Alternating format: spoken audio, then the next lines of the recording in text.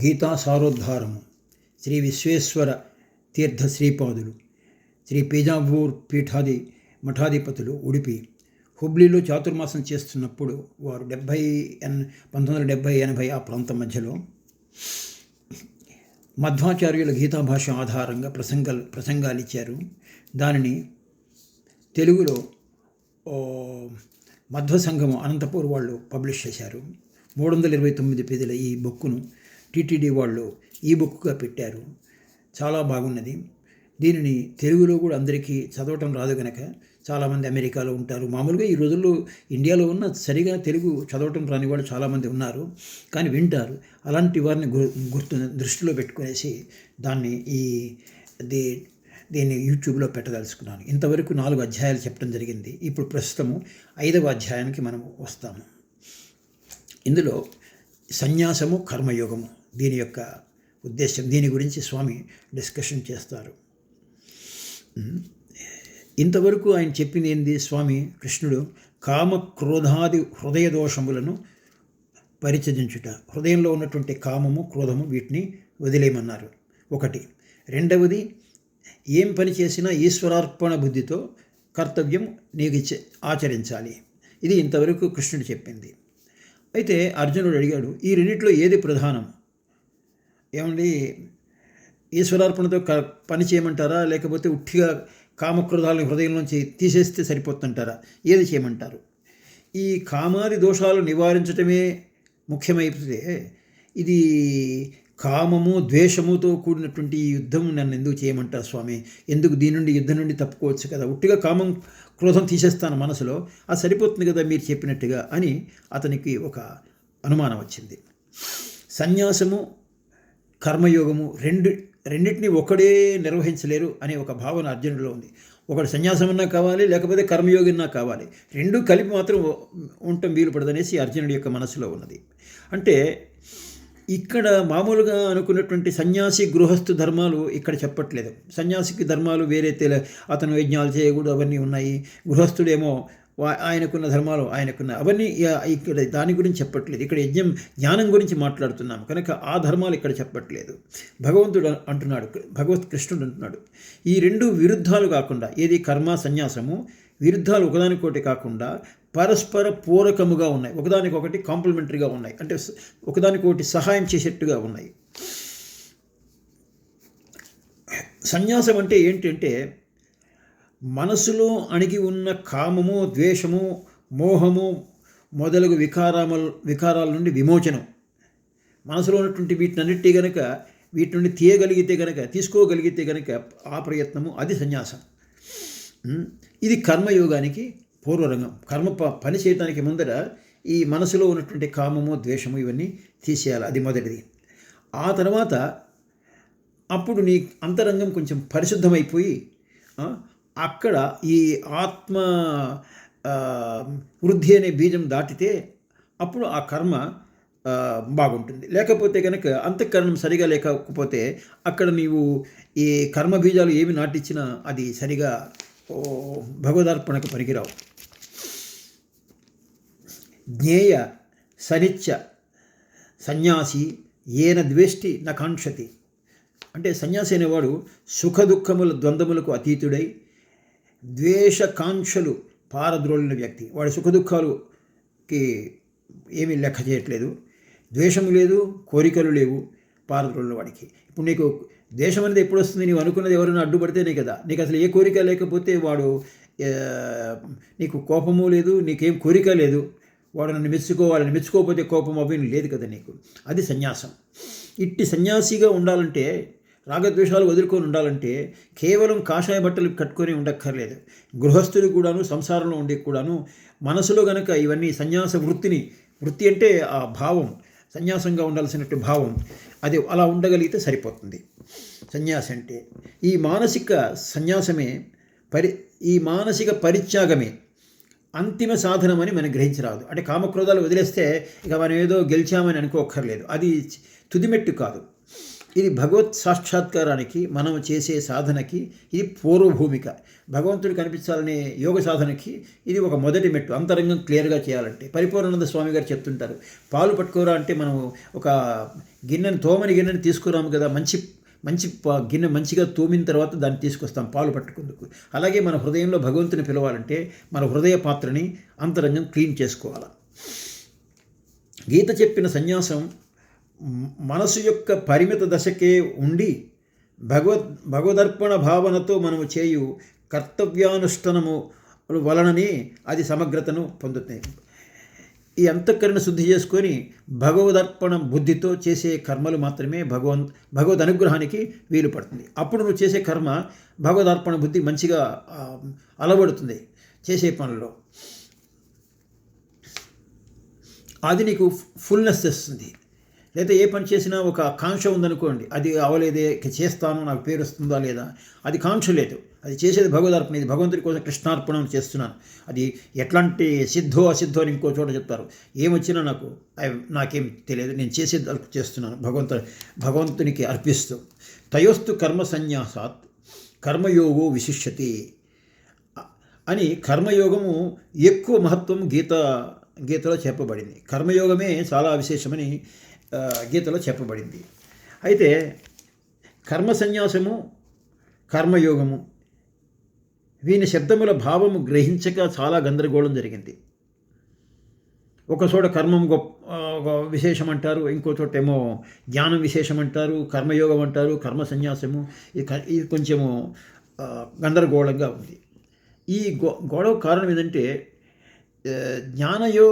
యోగమును సన్యాస శబ్దానికి వీళ్ళు పెట్టుకున్నారు. అక్కడ కర్మ సన్యాసం అంటే ఏంటంటే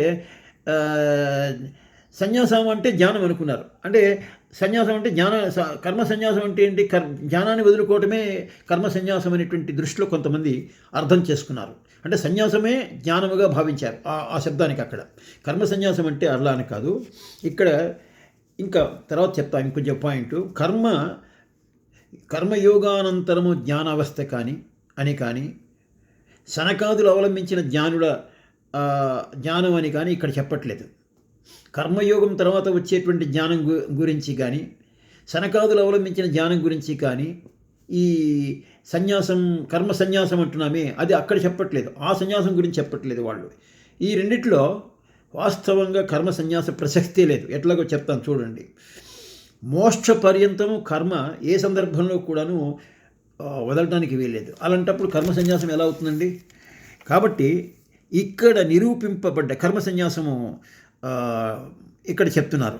కర్మ సన్యాసం అంటే ఏమిటో ఇక్కడ డెఫినేషన్ చెప్తున్నారు. కాబట్టి ఇక్కడ నిరూపింపబడ్డ కర్మ యోగము యొక్క పూర్వ అవస్థకు నిష్కామ కర్మ సాధనకు సహాయమైన రాగద్వేషములను త్యాగమే అయి ఉన్నది. కర్మయోగం సరిగా చేయాలంటే దానికి ఏమనుకున్నాం ముందర, ఆ సాధనకి రాగద్వేషాలు వదులుకోవాలి. రాగద్వేషముల త్యాగం ఉన్నది. రాగం అంటే మమకారము, అహంకారము, ఈ రాగాలు, ద్వేషము, ఇవి గనక వదిలేసుకుంటే అది సన్యాసం. ఏది సన్యాసము? రాగద్వేషాలని వదిలేయటమే, త్యాగం చేయటం అంటే వదిలేయటమే. అది నిజమైన సన్యాసము. అది ఇక్కడ కర్మయోగానికి ముందరున్నటువంటి ఈ సాధనకు ఉపయోగపడేటువంటి ఈ రాగద్వేషాలని వదిలేయటం అన్నదే అది సన్యాసం. అది కర్మ సన్యాసం. అంటే కర్మకు ముందర భాగంగా పనిచేసేది. కర్మ చేయడానికి ముందర ఇవి దేనికి పనికొస్తాయి? కర్మయోగముకు పూర్వరంగంలో ఉన్న ఈ సన్యాసము కంటే కర్మయోగం శ్రేష్టంగా ఉండి రాగద్వేష పరిత్యాగంలోనే మన ప్రయత్నం తుది కాక కర్మయోగ పర్యంతరము ముందుకు సాగి అంతిమ సిద్ధిని పడేయవలనని అర్థము. దీంట్లో ఏ గందరగోళానికి లేదు. అంటే జ్ఞానాన్ని వదిలేమని చెప్పలే కదా ఇందులో. కర్మయోగానికి ముందరున్నటువంటి ఈ సన్యాసము అంటే ఏంటి? రాగద్వేషాలని వదిలేటువంటి ప్రయత్నము చాలా మెచ్చుకుంటాం అది. కానీ అది అంతటితో ఆగిపోకుండా కర్మయోగ పర్యంతం అంటే కర్మ పూర్తయ్యేంత వరకు కూడాను, చివరి వరకు కూడాను ఇది ముందుకు సాగాలి. అంటే కుట్టి కర్మ దీన్ని రాగద్వేషాలు వదిలేసుకున్నాం కదా, మనం గొప్పవాళ్ళం అయిపోయినాం అనేసి ఇంకా నాకేం కోపం లేదు, ఎవరి మీదన నాకేం కోరికలు లేదు అనేసి ఖాళీ కూర్చున్నాడు అనుకోండి, పని చేయకుండా. అందరూ పనిచేస్తుంటే అది లాభం లేదు. కర్మ కూడా దాంతోపాటు అట్లాంటి బుద్ధితో, అట్లాంటి అంతరంగిక శుద్ధమైనటువంటి బుద్ధితో అతను పని చేయటం మొదలెడితే అది సమగ్రత వస్తుంది. అంతేగాని ఇవి వదిలేస్తే లాభం లేదు. అలా గనక ఇది మధ్వాచార్యులు ఈ విధంగా చెప్పారు. ఇలా గనక చెప్తే గందరగోళం లేదు. అంటే ఏమిటి కర్మ సన్యాసం అంటే ఏంటి? జ్ఞానాన్ని సన్యాసించడం అని. సన్యాసం అంటే జ్ఞానం అనుకుంటున్నారు చాలామంది. వాడికి కర్మ సన్యాసం అంటే జ్ఞానాన్ని వదిలికొని కర్మ చేస్తే సరిపోతుందిలేండి అనేటువంటి ఒక రకమైన గందరగోళమైనటువంటి అర్థం వచ్చే అవకాశం ఉంది. అది ఇక్కడ మధ్వాచార్యులు గారు దీనికి చాలా క్లియర్గా చెప్పేశారు. బాబు, ఇది సన్యాసం అంటే, ఇక్కడ కర్మ సన్యాసం అంటే నీ యొక్క రాగద్వేషాలని వీటిని వదిలేస్తే కనుక అది సన్యాసము. వాటిని త్యాగం చేయాలి. అది అప్పుడు నీ అంతరంగం శుద్ధి అయిపోతుంది. అది కర్మ సన్యాసం కిందకు వస్తుంది. అప్పుడు నువ్వు దాంతోనే తృప్తి పడకుండా ఇంకా ముందరికి వెళ్ళి కర్మలు కూడా చెయ్యి. అప్పుడు నీకు సరిగా సమగ్రత వస్తుంది. ఇక ఇది శంకరాచార్యులు గారు ఇంకొక రీతిగా చెప్పారు. దీని గురించి వీరు వ్యాఖ్యానం ఇలా ఇస్తున్నారు. శంకరాచార్యులు గారు ఏమంటారంటే, కర్మముల సంపూర్ణ త్యాగమే సన్యాసం అంటాడు ఆయన. కర్మలు అన్నింటినీ వదిలేయమంటాడు. ఇట్టి సన్యాసికి నిష్కామ కర్మ అనుష్ఠానం చేయటానికి వీలు పడదు అని కదా. ఎందుకంటే అతనికి కర్మలన్నీ సంపూర్ణమైన త్యాగం అంటే కనుక నిష్కామ కర్మలు కూడా చేయడానికి వీలు లేనటువంటి స్థితి ఉంటుంది. అంటే ఇది మనం శంకరాచార్యుల గురించి చెప్పిన విషయం చెప్తున్నాం అన్నమాట. బ్రహ్మజ్ఞానం సంపాదించిన ఎంబటే ప్రపంచం అతనికి మాయమైపోయి ఉంటుంది. అలాంటప్పుడు ప్రపంచమే లేనప్పుడు అతను ఏ కర్మలు చేస్తాడు? కనుక ఏ కర్మలు చేయక్కర్లేదు. అది శంకరాచార్యుల గారి యొక్క ప్రతిపాదిక. అలాంటప్పుడు కాకపోతే తన యొక్క భౌతికంగా తను నిలబడాలి కనుక తన ప్రాపంచిక కర్మలు అంటే తను దేహం ఉండేందుకు మాత్రం చేసే కర్మలు మాత్రమే చేస్తారే కానీ ఇక మిగతా కర్మలని ఏది జపాలు తపాలు ఇవన్నీ చేయవలసిన అవసరం లేదు అనేటువంటి ఉద్దేశం చెప్తున్నారు. అలాంటప్పుడు కర్మే లేనప్పుడు కర్మయోగమే చాలా శ్రేష్టమైనటువంటి ప్రశ్న ఎక్కడ వస్తుంది? కర్మే లేనప్పుడు కర్మయోగం అసలు ఇప్పుడు శంకరాచార్యుల ప్రకారము జ్ఞానులకు కర్మే లేనప్పుడు కర్మయోగమే శ్రేష్టమనే మాట ఎలా వస్తుంది? ఈ గీత ఎలా అన్నది? అప్పుడు శంకరాచార్యులు గారు ఇలా సమర్థించుకున్నారట. అది అజ్ఞానికి సంబంధించిన విషయము. జ్ఞానికి కర్మలు ఉండవు కనుక అజ్ఞాని దశలో ఉంటాయని వారన్నారు. కానీ దీనికి కూడాను మధ్వాచార్యుల వాళ్ళు ఈ విధంగా వ్యాఖ్యానం చేస్తారు. అంటే మీరు అనేది అజ్ఞానికి ముందర ఏదో కర్మయోగం ఉన్నది, అతనికి ఈ మాట అజ్ఞానులు అంటల్లో సమర్థనీయంగా లేదు. జ్ఞానులకు కర్మయోగం సంబంధం లేనట్టే అజ్ఞానులకు కర్మ సన్యాసం యొక్క సందర్భం కలుగునేరదు.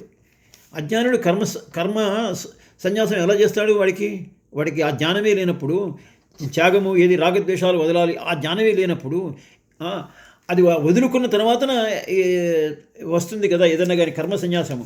కనుక శంకరుల ధోరణిలో జ్ఞానం పొందిన తరువాతనే కర్మ సన్యాసం అగును కదా. ఏమని అన్నారు? శంకరులు ఏమంటారు? జ్ఞానం పొందిన తరువాతనే కర్మ సన్యాసం అగును. కర్మ సన్యాసం ఎప్పుడవుతుంది? జ్ఞానం పొందిన తర్వాత కర్మలు వదిలేయచ్చు అనేటువంటి వారు అంటున్నారు. కానీ జ్ఞానులందు కర్మ సన్యాసము మిగులునట్లు అంటే వాళ్ళు అంటున్నారు జ్ఞానుల్లో కర్మ సన్యాసం అక్కర్లేదు కనుక అది మిగలనట్లుగా. అట్లాగే అజ్ఞానుల్లో కర్మయోగం మాత్రమే ఉంటుంది, జ్ఞానయోగం ఉండదు వారి ప్రకారంలో. ఇట్టి సందర్భంలో కర్మ సన్యాసంను కర్మయోగంకు తూచి ఏది శ్రేష్టమో చెప్పడం ఎప్పటికీ వీలు పడదు. అంటే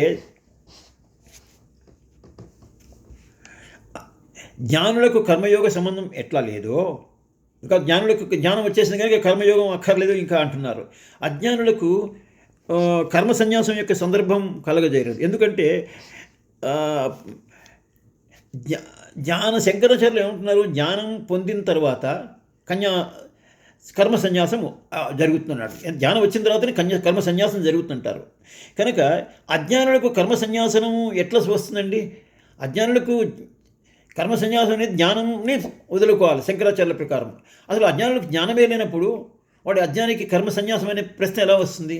కనుక అలాంటప్పుడు వీరు శంకరాచార్యులు చెప్పిన విషయము సరిగా లేనట్టుగా ఉంది గీతలో చెప్పినట్టుగా.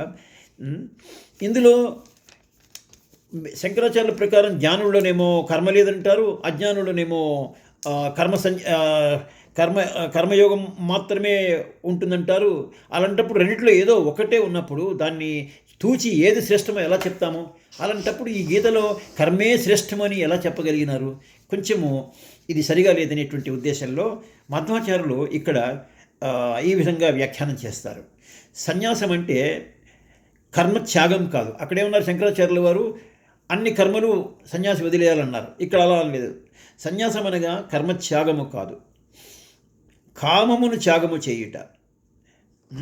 కామమును అంటే కోరికలు వదిలేయటము, కర్మలను భగవంతునికి అర్పించి వ్యాపారం, ఇది కర్మయోగము. ఈ రెంటిటి యొక్క సమన్వయమే సమగ్ర కర్మ. మళ్ళీ చెప్తానండి. మధ్వాచార్యులు బోధించింది ఏంటంటే ఇక్కడ సన్యాసం అనగా కర్మ త్యాగము కాదు, కర్మను వదిలేయమని లేదు, కామమును త్యాగం చేయమన్నారు, ఆ కోరికలు వదిలేయమన్నారు. కనుక కర్మల్ని భగవదార్పణ బుద్ధితో చేయాల్సిందే, అది కర్మయోగము. కనుక ఈ రెండిటి యొక్క కామముని వదిలేయటము, భగవదార్పణ బుద్ధితో పనులు చేయటము, ఈ రెండిటి యొక్క సమన్వయమే సమగ్ర కర్మ, ఏ ఫుల్ కర్మ అనమాట. ఇది ఎట్లా ఉందంటే స్వామి పెజాపూర్ స్వామి ఒక ఉదాహరణ చెప్పారు.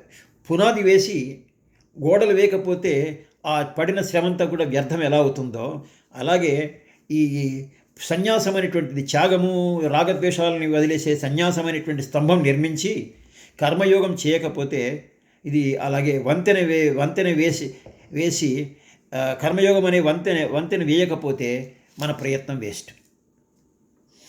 సన్యాసం అనే స్తంభం నిర్మించి ఈ కర్మయోగం అనే వంతెన కూడా వేయకపోతే అది లాభం లేదు. అంటే బ్రిడ్జి వాటర్ ఉన్నది, దాన్ని దాటాలంటే స్తంభం పాతారు, కానీ కర్మయోగం అనే వంతెన కట్టలేదు అనుకోండి, అది లాభం లేదు. కనుక గోడ కట్టి పునాదులతో దానిపైన గోడ కట్టకపోతే అది ఆ శ్రమంతా వృధా. అలాగే అంతఃకరణ శుద్ధి చేసుకుంటే సరిపోయిందా, దాంతోపాటు ఏదైనా మంచి పనులు చేస్తే కర్మయోగం చేస్తే సరిపోతుంది, లేకపోతే అది లాభం లేదు. కనుక ఇక దీనికి కర్మాచరణ లేని సన్యాసం ఎలాంటిదంటే, ఒక ఉదాహరణ, చెట్లు చేమలు లేని తోట వల్లే ఉంటుంది. కర్మ చేయకుండా, అంటే మంచి కర్మచరణ అంటే దుష్కర్మ గురించి చెప్పట్లేదు స్వామి, మంచి పనులు చేయమని చెప్తున్నారు. మంచి పనులు ఏమి చేయకుండా సన్యాసం తీసుకున్నట్టే ద్వేషము, రాగాలు ఇవన్నీ లేకుండా మనసు మాత్రం సరిగా ఉంటే సరిపోలేదు. అది ఎట్లా ఉండదంటే అట్లాంటి మనిషి ప్రవర్తన చెట్లు చేమలు లేని తోటలాగా ఉంటుంది. ఈ రెండు రంగాల్లో కర్మాచరణ, సన్యాసం, ఈ రెండిట్లో కర్మ సమర్పణ ప్రధానం. అంతరంగంగా క్లియర్గా ఉండటమే కాదు, కర్మ భగవదార్పణ బుద్ధితో చేసేది అది శ్రేష్టమైంది. యోగం లేని సన్యాసము అంటే యోగం లేని సన్యాసం అంటే భగవదార్పణతో చేసేటువంటి నిష్కామ కర్మతో చేసే లేని సన్యాసం అన్నదే. ఉట్టి రాగద్వేషాలు లేదు, కానీ నిష్కామంగాను భగవదార్పణ బుద్ధి లేని సన్యాసం అన్నది అది తలలేని శరీరము, దుఃఖ కారణము, అది కూడా లాభం లేదు. ఇంకొక విషయం చెప్తున్నారు, జ్ఞానము కర్మములు ఈ రెండును అవిరుద్ధములు, అవి రెండు ఒకదానికొకటి విరుద్ధం కాదనే విషయాన్ని మళ్ళీ విశదీకరిస్తున్నారు. ఒక ప్రశ్న వస్తుంది, ఇదేమో రాగద్వేషాలని వదిలేయటము ఒకటి, కర్మానుష్ఠానము, ఈ రెండు కలిపి సమగ్ర కర్మ ఎలా అవుతాయి?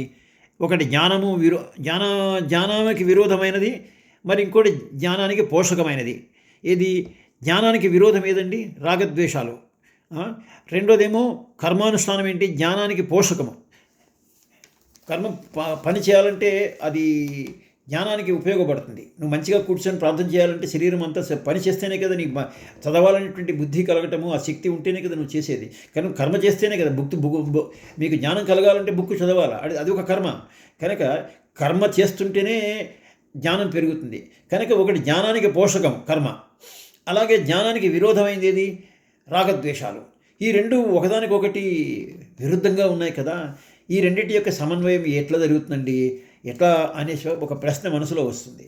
స్వామి భగవంతుడు చెప్తున్నాడు, ఈ రెండు విరుద్ధ ముఖములు కాదు, సన్యాసము కర్మయోగము ప్లస్ కర్మయోగము ఈ రెండు సుసంగమై రెండు మంచిగా కలుసుకొని మహాఫలము ఎట్లా వస్తుంది అనేటువంటి ప్రశ్నకి సమాధానం ఉంది. అవుతాయి.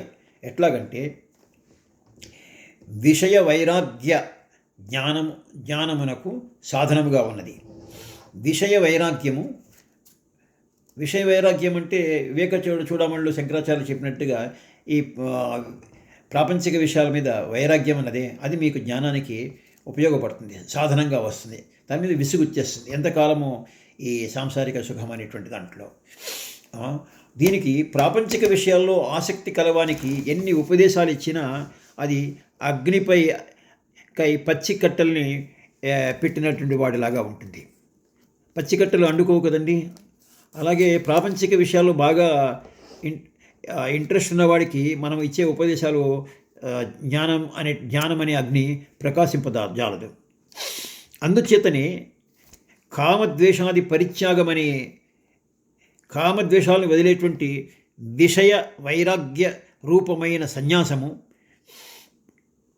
జ్ఞానానికి అంతరంగంగా ఉన్నది.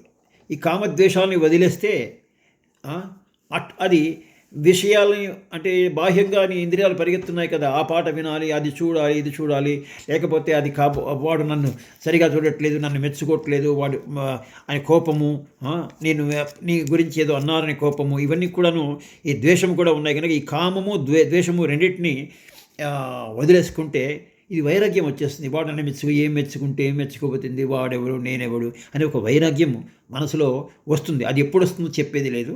అది ఒకసారి పరిపూర్ణానంద గారు కూడా చెప్తుంటారు, ఒక దెబ్బ తగిలితే ఆ వైరాగ్యం ఒక స్థితిలో ప్రతి మనిషికి వస్తుంది. అది ఎప్పుడు వస్తుందో ఎలా వస్తుందో తెలియదు. అర్జునుడికి వచ్చింది విషాద యోగంలో. అలాగే ఈ కామద్వేషాలని పరిత్యాగం అన్నదే అది వదిలేయటం అనేదే అదే సన్యాసము. అది జ్ఞానానికి మొదటి మెట్టులాగా ఉంటుంది. ఏంది అంతరంగం పరిపూర్ణత మంచిగా ఉండడానికి ఒక మంచి సాధనం అవుతుంది.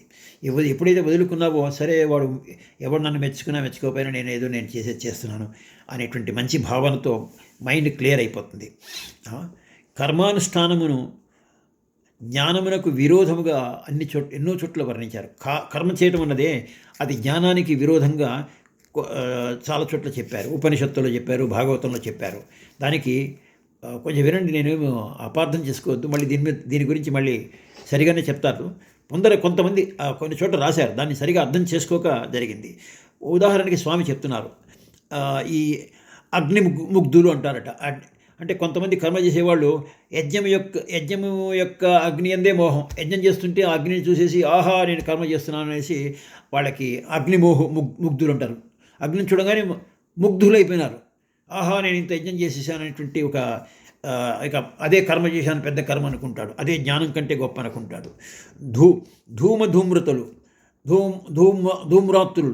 ధూమ్రాతులు అంటే యజ్ఞ పొగని సేకరించి దానివల్ల అంతరంగం మలినమైన వాళ్ళు. వీళ్ళందరినీ కర్మయోగులు అని తిడుతున్నారనమాట వేరే లాంగ్వేజ్లో. ధూమతాంతులు ధూమము చేత గ్లాని పొందినవారు. వీళ్ళందరినీ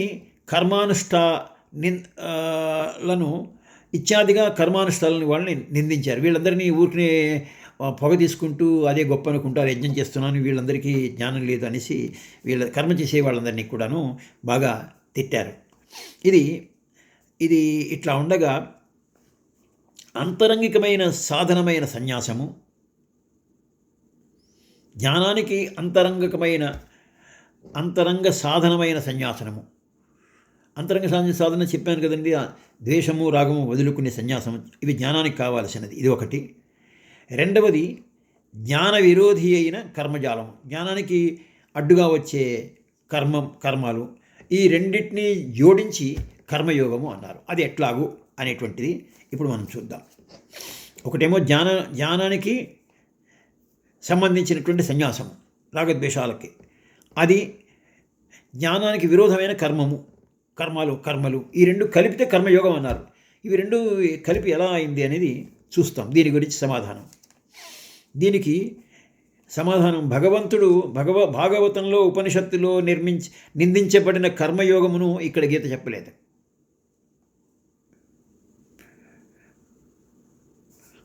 భాగవతంలో వాళ్ళు నిందించినటువంటిది కర్మల గురించి గీత చెప్పలేదు. అక్కడ ఏమన్నారంటే ఈ భాగవతంలో వాటిలో స్వర్గభోగము మున్నగు ఫలములకు లోనై లౌకిక కర్మములు చేయుట అపహాస్యం చేయబడ్డాయి. అంటే ఎంతసేపు మోక్షానికి ప్రయత్నం చేయకుండా నాకు ఆ దేవతను వాడిని చంపాలనే ఉద్దేశంతో రావణాసురుడు, కుంభకర్ణుడు వీళ్ళు చేసేటువంటి తపస్సులు ఇవన్నీ లౌకిక కర్మల కోసమే వచ్చింది. ఆ డబ్బులు కావాలి, ఈ డబ్బులు కావాలని యజ్ఞం చేయటము, స్వర్గభోగం కోసం యజ్ఞం చేయటము, ఇవన్నీ కూడా క్షుద్ర ఫలాల కింద లెక్క వేసి భగవంతుని కోసం చేసే ప్రయత్నం లేకుండా ఇలాంటివి చేయటము అపహాస్యం చేయబడింది అన్నమాట. ఒకచోట భాగవతంలో చెప్పబడుతుంది, యజ్ఞం చేస్తున్నప్పుడు భగవంతుడిని పిలుస్తారు. పిలిచి భగవంతుని ఋషులు అంటారు, క్షమించండి మిమ్మల్ని పిలవాల్సి వచ్చింది, యజ్ఞం చేసి మిమ్మల్ని డిస్టర్బ్ చేశామనే మాట అంటారు. కనుక ఈ కోరికల కోసం అనేసి భగవంతుని పిలవటం అనేది కూడాను స్వర్గభోగాల కోసము చేసేటువంటివి లౌకిక ప్రాపంచిక కర్మల కోసము. నీకు అది కావాలి, సంతానం కావాలని పుత్రకామేష్టి యజ్ఞము ఇవన్నీ చేయటము ఈ అపహాస్యంగా చేశారు. ఈ గీత కూడా అలాంటి కామ్య కర్మలు విరోధించింది. ఇట్లాంటివి ఈ కోరిక ఆ కోరిక కావాలని ఆ కోరికల కోసం అనేసి చేయటము గీతలో కూడాను విరోధించింది. ఇక్కడ గీత మొదటి నుండి చివరి వరకు కూడా నిష్కామ కర్మ గురించి చెప్తుంది. కనుక కామ్య కర్మల గురించి గీత కూడా చెప్పట్లేదు. సో వాళ్ళు చెప్పింది, వాళ్ళు కర్మయోగం గురించి ఎగతాళి చేశారంటే పురాణాల్లో అది లౌకిక కర్మల కోసము స్వర్గాది భోగాల కోసం చేసే కర్మల్ని వాళ్ళు అపహాస్యం చేశారు. అంతేకాని మంచి కర్మలని వాళ్ళు అపహాస్యం చేయట్లేదు. వీరి జ్ఞానం గురించి మాట్లాడుతున్నాము. ఇది నిష్కామ కర్మ, దానివల్ల అంతఃకరణ శుద్ధి, దానివల్ల తత్వజ్ఞానము ఉదయానికి హేతువై. తత్వజ్ఞానం అంటే తత్ అంటే అది, ఆ భగవంతుని మీద ఉన్నటువంటి జ్ఞానం, తత్ అంటే అది. ఆ జ్ఞానానికి హేతువై అది ఎప్పుడైతే మైండ్ క్లియర్ అయిందో అప్పుడు భగవంతుడి యొక్క ఈ బీజము వెలిగేటువంటి అవకాశం ఉంటుంది. ఇది చివరికి అది ముక్తి ఫలానికి కూడాను తీసుకెళ్తుంది. కొంతమంది జ్ఞానయోగులకు మాత్రమే అధికారం లేదు, ఓన్లీ గృహస్థుకు మాత్రమే కర్మ చేసే అధికారం ఉంది అంటారు. అది కరెక్ట్ కాదు. ఏంటంటే జ్ఞానయోగులు కూడాను మంచి కర్మలు చేయొచ్చు. ఓన్లీ వాళ్ళు చేయకూడదు, సన్యాసులు అగ్నిహోత్రాలు చేయకూడదు, కానీ మంచి కర్మలు వాళ్ళు చేయొచ్చు. ఈ విధమైన అభిప్రాయం కరెక్ట్ కాదు. ఈ రెంటిలో కర్మము సన్యాసము, ఈ రెండిట్లో ఏది ఒకటి లేకపోయినా కానీ మోక్షం అనేది రాదండి. ఈ రెండు కలిపితేనే సమగ్రము. ఇక ఇంకొక విషయము, కర్మయోగి యొక్క నిర్లిప్తత అంటే ఇండిఫరెన్స్. అతను కర్మయోగి అంటే ఏమిటి? ఇక్కడ మనము వ్యుత్పత్తి చూద్దాము, డెఫినేషన్. ద్వేషాది త్యాగము, రాగము ద్వేషము ఈ రెండింటిని వదిలేసుకున్నాడు. ప్లస్ నిష్కామ కర్మ చేస్తాడు. ఏ కోరికని ఎక్స్పెక్ట్ చేయకుండా తను చేసేది భగవదార్పణ బుద్ధితో చేస్తున్నాడు. కనుక ఈ రెండింటినీ రాగద్వేషాలు వదులుకొని నిష్కామ కర్మ చేస్తున్నప్పుడు ఈ రెండింటినీ అలవరుచుకొని, ఈ రెండింటినీ మనసులో డెవలప్ చేసుకొని అందరి వలె లౌకిక వ్యవహారాలు చేస్తుంటాడు. కానీ ఇతనికిను మిగతా వాళ్ళకి తేడా ఏంటంటే, ఇతని ప్రతి పనిలోనూ బ్రహ్మార్పణ దృష్టి ఉంటుంది, ఈశ్వరార్పణ బుద్ధి ఉన్నది. కనుక అతనికి కోపము లేదు, అహంకారం లేదు. పని చేసేది రెండింటిని వదిలేసేసి ఒక భగవదార్పణ బుద్ధితో చేయవలసిన పనిని తను చేసుకుంటూ పోతాడు. భగవంతుని శక్తి ఇచ్ఛల వల్లనే తన దేహేంద్రియములన్నీ ప్రవర్తించుచున్నవని భావము కర్మయోగి యందు సదా జాగృతముగా ఉండును, అంటే మెలకువగా ఉంటుంది. అంటే తను ఏ పని చేస్తున్నా భగవంతుని యొక్క శక్తి ఆయన నా చేత చేయిస్తున్నాడు. ఆయన యొక్క కోరికతో, ఆయన శక్తి, ఆయన యొక్క సంకల్పంతో, ఇచ్ఛ అంటే సంకల్పంతోనే నా యొక్క దేహము, నా యొక్క ఇంద్రియాలు ప్రవర్తిస్తున్నాయి అనేటువంటి భావము ఈ కర్మయోగికి సదా ఎప్పుడూ తన యొక్క జాగ్రత్తగా మెలకువగా ఉంటుంది. అది ఎప్పుడు గుర్తుంచుకుంటాడు ఆ విషయం. అందువలనే ఈ ప్రపంచమున సాంసారిక వ్యవహార జాలమందు ఉన్నప్పటికీ అంతరంగ శుద్ధి తత్వజ్ఞానంపై ఆధారపడి ఉండటం వల్ల ఈ లౌకిక కర్మల వల్ల పాపము లవలేశం కూడా అంటుకోదు. ఈ ప్రపంచంలో ఉండి సాంసారిక వ్యవహారాల్లో జాలంలో ఉన్నప్పటికీ పని చేస్తున్నప్పటికీ లౌకిక అతని యొక్క పాపం ఏమీ తగలదు. ఎందుకోసం అంటే అతనికి అంతరంగ శుద్ధి ఉన్నది, తత్వజ్ఞానంపై ఆధారపడి ఉన్నది బుద్ధి. తత్వజ్ఞానం అంటే భగవంతుడే చేస్తున్నాడు, ఆయన యొక్క సర్వవ్యాపి, ఆయన ద్వారానే, ఆయన సంకల్పంతో జరుగుతున్న, నా వల్ల ఏం జరగట్లేదు అనుకుంటున్నాడు. అది ఈశ్వరార్పణ అన్నాడు. కనుక ఆ కర్మ యొక్క ఫలితం అతనికి తగలదు. ఈశ్వరార్పణ చేసాడా ఏ పని చేసినా కానీ. దీనికి ఒక ఉదాహరణ చెప్పాట స్వామి. ఈ చమత్కారము ఇంకొక రీతిగా కూడా చెప్పచ్చు. పద్మపత్రమి వాంభాసి అని మాట ఉంది. అంటే తామరాకు నీటిపై ఎలా ఉన్నదో, తామరాకు ఎంతసేపు నీళ్ళలోనే ఉంటుంది, అయినా కానీ అదేమి ఒక్క నీరు ఒక్క చుక్క కూడా దానిలో పడదు. అలాగే మనకు ఈ ప్రపంచం అనే సంసార సాగరంలో ఉండి కూడాను మనము తామరాకులాగా ఉండాలని స్వామి చెప్తున్నారు. దీనికి ఒక ఉదాహరణ చెప్పారు. ఒక కర్మయోగి అయిన రాజు దగ్గరికి ఒక స్నేహితుడు వెళ్ళాట. వెళ్ళేసి, నువ్వు ఏంది ఏదో యోగినని కర్మయోగం చేస్తున్నావు అని విన్నాను, ఎట్లా ఉండగలుగుతున్నావు, ఏంటి నీ యొక్క సీక్రెట్ అని అంటే, ఆయన ఒక నూనెతో ఉన్నటువంటి ఒక పాత్రని చేసి, మా వీధులన్నీ తిరిగి, రాజవీధులు, అక్కడ ఏమేమి చూసావో చెప్పు అని అన్నట్ట. ఒక రౌండ్ అంతా వచ్చాడు. ఏం చూసినారంటే, నేనేం చూడలేకపోయాను, బికాజ్ నువ్వు నూనె వలకకుండా తెమ్మన్నావు కదా, దాని మీదనే నా దృష్టి పడింది, కనుక ఏం చూడలేదన్నట్ట. అప్పుడు రాదన్నట్ట, నేను ఈ భోగ విలాసంలో విలాసమైనటువంటి దైనందిన రాజకృత్యాల్లో ఉన్నప్పటికీ నా జీవన జ్యోతి ఆరిపోకుండా అన్ని వ్యవహారాల్లో భాగిగా ఉన్నా, పార్ట్నర్గా ఉన్నా, వానిని ఆచరించని వాని వల్లే ఉన్నాను. నేను నా గురించి నేను చూసుకుంటున్నాను, కనుక నేను ఇక్కడ ఏదో చేస్తున్నాను, కానీ నా మనస్సు పని చేస్తున్నాను కాదని లేదు వాటిలో, కానీ నాకు వాటిలో నేను లేను. వానిని ఆచరించని వాని వలె ఉంటాను. అంటే ఆయనకి అంత అటాచ్మెంట్ లేదు, ఆ చేసే డ్యూటీ చేస్తున్నాను. ఒక జడ్జి ఒకడిని ఉరిశిక్ష వేశాడు అనుకోండి, ఆయనకేముంది, ఒకడికి వదిలేస్తాడు, ఒకడిని వదిలేస్తాడు. ఆయనకేమన్నా భావం ఉంటుందా? ఆయన డ్యూటీ చేసాడు, వదిలేశాడు, అంతేకాని ఆయనకేమి దానిలో ఆచరించి ఆయనకేముంది, ఆయన కనెక్షన్ దానిలో పెట్టుకోలేదు. జ్ఞాని లోకమునకు విముఖుడు కాడు. చాలామంది అనుకుంటారు కదా, యోగిలో కర్మ సంబంధమే ఉండదని కొందరి అభిప్రాయం. జ్ఞాని లోకం చేసే పనులకు విముఖుడుగా ఉంటాడని కొంతమంది అభిప్రాయం.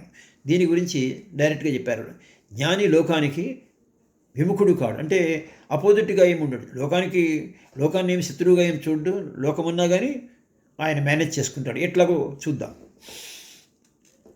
కర్మయోగం పూర్వ అవస్థ అయితే జ్ఞానం చివరి అవస్థ అని, ఈ రెండు ఏకకాలంలో ఉండవని కొంతమంది అభిప్రాయం.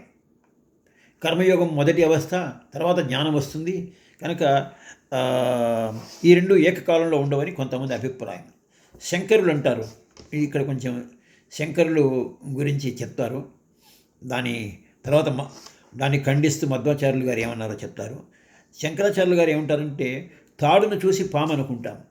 ఒకమారు తాడుని తాడుగా గ్రహించినప్పుడు ఆ భయం పోతుంది, ఇంకేం ఉండదు. అక్కడ పాము ఉంటుందా? ఒకమారు తాడుని ముందర పాము అనుకున్నావు, తర్వాత తాడునిగా గ్రహించావు, ఇంకా పాము ఎక్కడిది? పాము పోయింది. అలాగే జ్ఞానికి ప్రపంచమైనటువంటిది మాయాని గ్రహించినప్పుడు ఇక తను ఈ మాయా ప్రపంచంలో ప్రపంచమే లేనప్పుడు ఆయనకి జ్ఞానం పొంది ప్రపంచం లేనట్టుగా తెలుసుకున్నప్పుడు ఇంకా ఆయనకి కర్మలే ఉంటాయి. మరి ఆయనకి ఏంటి ఆయన కర్మలు? శంకరాచార్యులు ఏమంటారు, జ్ఞానికి ఏ కర్మలు లేవు, కాకపోతే తన శరీరాన్ని మెయింటైన్ చేసుకునే కర్మలు ఉంటాయంటారు. అప్పుడు మధ్వాచార్యులు వారు అంటారు, ఏమిటి జ్ఞానికి నిష్కామ కర్మలు కూడా లేవా? ఉట్టి శరీరం పోషించుకుందుకు మాత్రమే ఈ కర్మలు చేయొచ్చా? అంటే జ్ఞాని యొక్క స్టేటస్ అంతగా తగ్గించారే, ఉట్టి ఆయన శరీరం ఉండేందుకు మాత్రమే బతుకుతున్నారనేటువంటి అభిప్రాయం కలగజేస్తున్నారే. అలా అలా అంటాం సరిగా లేదనేసి దానికి అనేసి వారేమంటారంటే సర్వకర్మాణి మనసా సన్యాసంస్తే సుఖం వసి అని అని చెప్తుంటే మానసికంగా ఎట్టి ఫలాపేక్ష ఉండకూడదు, అంతేగాని కర్మలు వదిలిపెట్టమని ఎవరు చెప్పలేదు. సర్వకర్మముల కాయిక త్యాగమని చెప్పకుండా మానసిక త్యాగమే ఇచ్చట విధించబడినది. సర్వకర్మములని కాయిక అంటే శరీరంతో చేయకుండా మానసికంగా వదిలేయాలి. శరీరంగా నువ్వు చేయొచ్చు, కానీ మానసికంగా నువ్వు వదిలేయాలి. కర్మలు శారీరకంగా చేయటంలో తప్పేం లేదు, అవసరమైతే, కానీ దాంట్లో నీవు మనస్సుతో ఇన్వాల్వ్ చేయొద్దు. అది మధ్వాచార్యులు చెప్తున్నారు. కనుక ఇంకొకటి కూడా చెప్తారు మధ్వాచార్యులు వారు. అరే, బ్రహ్మజ్ఞానులైన వాళ్ళు జ్ఞానం పొందిన తర్వాతన వాళ్ళు సత్కర్మలు చేయాలి కదా, నిష్కామ కర్మతో వాళ్ళు చెప్పాలి కదా. ప్రతివారు కూడాను ప్రపంచం మాయా అనేసి వదిలేసేసి ఇంకా ఎవరు ఈ ప్రపంచం జోలికే రాకపోతే కనుక ఈ ప్రపంచం పరమాత్మను దర్శించినటువంటి ఋషులు జ్ఞానులు వాళ్ళ యొక్క సందేశాన్ని ఈ మామూలు ప్రజలకు అందించేవారు ఎవరు? వారు బయటికి రావాలి, సంఘ సేవ చేయాలి, సంఘాన్ని ఉపన్యాసాలు ఇవ్వాలి, దేవుడి గురించి చెప్పాలి, భగవత్ సాక్షాత్కారం ఎలా పొందాలో ఇవన్నీ చెప్పాల్సిన బాధ్యత ఉన్నది. అంతేగాని కేవలం తన యొక్క శరీరం చూసుకుంటూ ఏ కర్మలు చేయకూడదని శంకరాచార్యులు చెప్పినట్టు చెప్పడం ఎలా అవుతుంది? ఇంకా అలా అయితే లాభమే ఉంది అది అనేసి. కనుక జ్ఞానులు అజ్ఞానులు ఇద్దరు కూడాను కర్మకు లోబడ్డవాళ్ళే, కర్మ చేయాల్సిందే, సత్కర్మలు అదనమాట. ఇది మధ్వాచార్యుల యొక్క సిద్ధాంతం.